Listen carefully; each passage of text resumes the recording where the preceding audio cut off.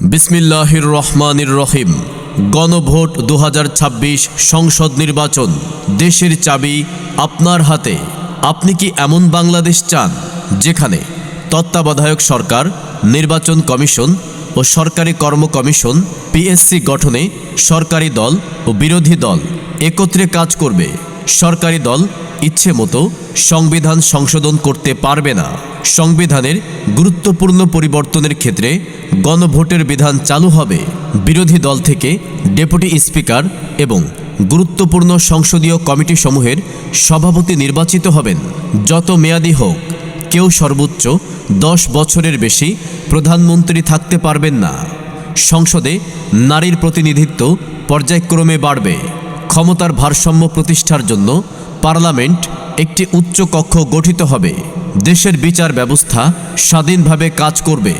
আপনার মৌলিক অধিকারের সংখ্যা, যেমন ইন্টারনেট সেবা, কখনো বন্ধ করা যাবে না, বাড়বে।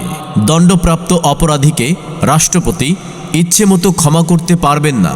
রাষ্ট্রপতি ও প্রধানমন্ত্রীর ক্ষমতার মধ্যে ভারসাম্য থাকবে।